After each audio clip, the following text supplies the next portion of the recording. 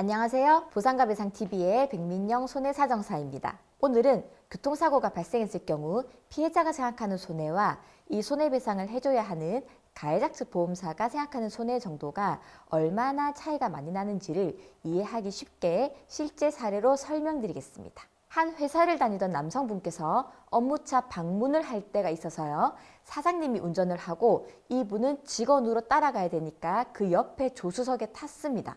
그런데 이 사장님도 신호를 잘못 보고 다른 차도 신호를 잘 못 보는 바람에 쌍방과실로 사고가 발생을 했는데 정작 이 사장님 차에 조수석에 탔던 이 직원분이 제일 많이 다쳤어요. 그래서 일단 우리는 산재로 치료를 받고 초과 손해는 교통사고로 받기로 하고 진행을 했는데요. 이분이 결국에는 우측 편마비 상태가 되셨고 교통사고 소송에서도 개호인 하루에 0.5인 감정 결과가 나왔고 1심 판결 또한 당연히 우리 피해자는 무과실에 앞으로 평생 0.5인의 간병인이 필요하다라고 나왔습니다. 그런데 갑자기 저희는 보험사의 항소 소식을 들었습니다. 저희가 보통 일을 하다 보면 이 사건은 항소 들어올 수 있겠는데 아니면은 이 사건은 1심에서 끝나는 게 맞지 라는 좀 그런 감이 있는데요. 저희는 이 사건은 당연히 1심에서 끝날 줄 알았어요. 근데 보험사가 항소가 들어온 겁니다. 이상하다 생각을 했죠. 근데 보험사의 항소 이유를 보니까 좀 황당했습니다. 일단 첫 번째는 우리 피해자한테 과실이 있다는 겁니다. 무슨 말인고 하니 호의동승이래요.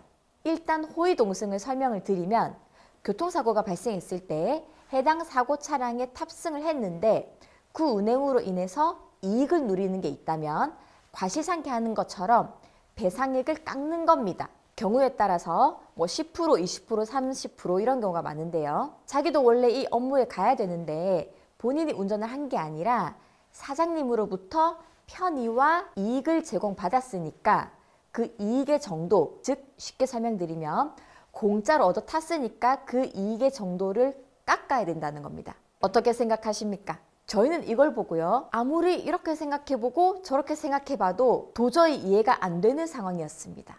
우리가 근로자의 입장에서 사장님이 요청해서 그 차에 따라 타서 출장 업무에 갔다고 해서 이걸 근로자가 이익을 얻었다 이렇게 볼 수 있을까요? 그리고 이 사고는 피해자가 탄 차량과 다른 차량이 서로 같이 잘못을 해서 발생한 사고고요. 우리 피해자는 조수석에 안전벨트 잘 맨 채로 앉아 있었을 뿐인데 다른 사고와 동일한 책임을 지게 하는 것이 과연 형평의 원칙에서 봤을 때 불합리하다 이렇게 볼 수 있을까요? 다행히 저희의 이런 주장이 받아들여져서 1심 재판부에서는 이 피해자한테는 아무런 과실도 호의동승의 이익도 있다고 볼 수 없다 이렇게 판단해 주셨는데 보험사가 아니다.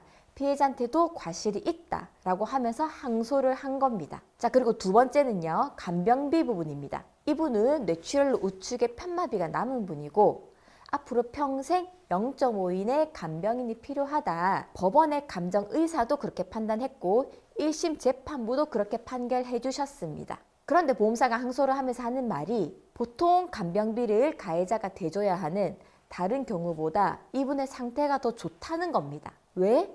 완전 마비가 아니고 편마비니까 조금만 더 운동하고 재활하면은 더 좋아진다. 그래서 0.5인의 개호인을 평생 인정할 수 없고 보험사 주장은 0.5인 몇 년 한시적으로 인정하거나 평생 인정할 거면 하루 0.25인 수준으로만 돈을 주겠다는 겁니다. 어떻게 생각하세요? 보통 저희가 보험사 주장을 보면 이거는 이렇게 반박해야겠다.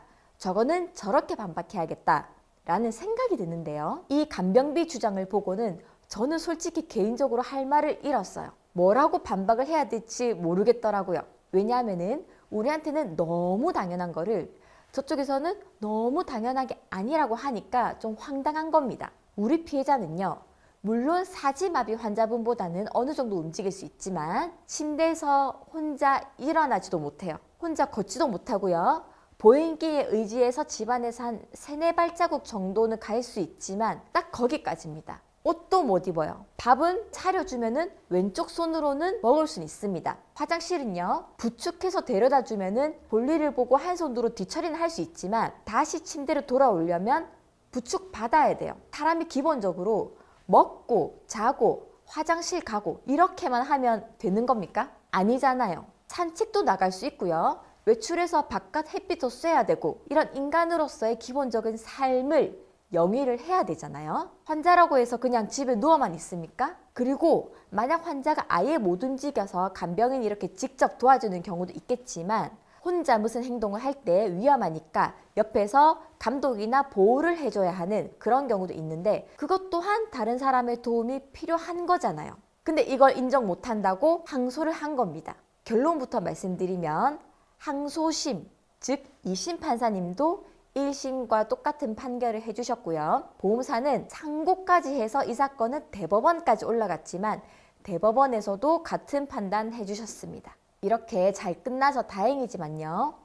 저희가 정말 많은 사건들을 하는데 이 사건은 정말 대표적으로 우리 피해자가 생각하는 손해배상의 범위와 보험사가 생각하는 범위가 이렇게까지 다를 수도 있구나 라는 거를 정말로 많이 느꼈던 사건이었습니다. 물론 모든 경우가 이렇지는 않습니다. 보험사와 의견 합치가 잘 되는 경우도 있죠. 하지만 이런 경우도 생길 수 있다는 거 꼭 잘 알아두시기를 바라는 마음, 그리고 앞으로는 가해자 측 보험사에서 또한 피해자의 현실적인 입장을 세심하게 살펴주시기를 바라는 마음에서 오늘 영상을 준비했습니다. 오늘 영상은 여기까지입니다. 다음 영상에서 뵙겠습니다.